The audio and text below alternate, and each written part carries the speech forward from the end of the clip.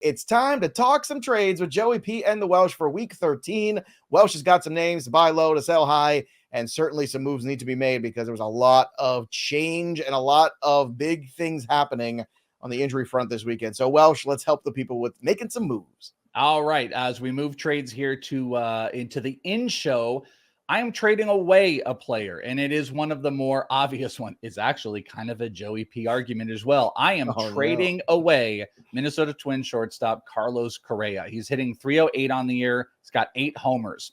He's been on a nice hit spree, by the way. He's had multi-hit games in 8 of his last 11 games. It's been absurd, but he's also got a pretty inflated .351 BABIP. It's about 40 points higher than his actual career marker, and no other big changes in his hitting profile. So that's kind of the big thing too. Like, oh, did he start doing this or that? No, he really didn't. He's striking out a little bit less, which is good, but he's giving up a little bit, or he's hitting a little bit more soft contact, a little bit less on the ground, and it's creating these big results that I think are a sell opportunity. Kind of obviously, because here's the other thing. He doesn't steal bases. He doesn't provide anything else on that front. Runs, RBI are great.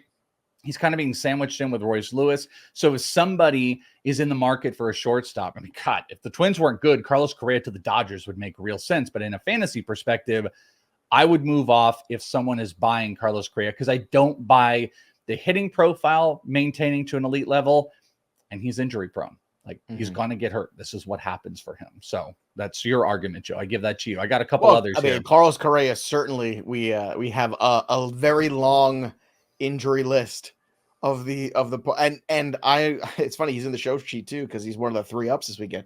He's been great. He had a 5 for 5 night last week. I mean, the guy's just been hitting there and to cover off the ball. But you're right. I mean, that's not going to last. The 351 BABIP is going to come down, but also we've learned the hard way with Carlos Correa. Like, you cannot expect a long, sustained, healthy run. Forget productive, just healthy run for Carlos Correa. What about trading for? Are there a couple guys you want to trade for right now? Yeah, I've got a hitter and a couple pitchers. I'm trading for Cubs outfielder Seiya Suzuki. On the year, it's been fine.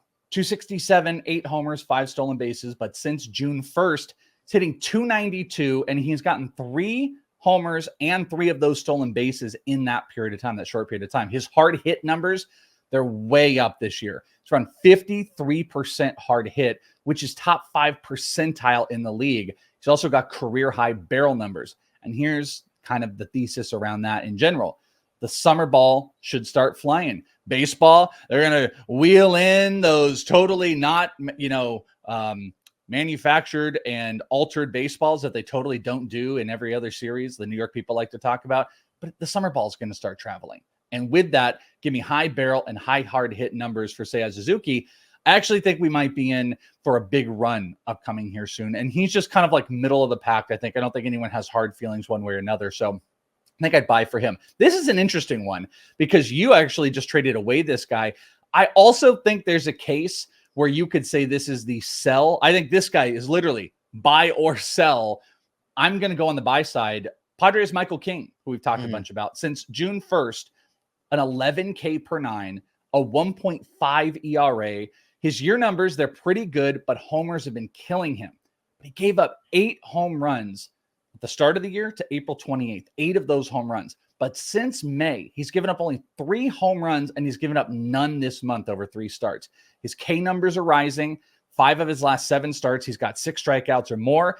And he also has this weird split thing going on. He's got like a 3 ERA on the road and an over 4 at home. But San Diego's a hitter-friendly environment. So I actually think that's something that could even out really well. You could look at all those things and say, oh, I got to get out from Michael King because he's been inconsistent. He has. But we've seen some big strikeout numbers, and I think the split will work out. And then the last one, just going to throw out Erick Fedde to everybody. You obviously know his numbers have been really solid. I don't think his rank has moved a whole bunch because he's a White Sox. Erick Fedde is getting traded. And he's going to go to a team where all of that White Sox-ness is going to bathe off of him. He's going to shower himself of it. And he'll be a Brave or a Philly or a Dodger or someone that gets wins. So now you take all those good starts with some of those big strikeout performances and more run support. Then all of a sudden, I think Fedde goes from this irreverent starting pitcher that no one like really thinks about, streamer-ish, to maybe being like a top SP3, something like that, inside the top 30. So I think it's a great time to go and buy on Erick Fedde. So those are my guys, buying Michael King, Erick Fedde, Seiya Suzuki, and I'm getting out from Carlos Correa.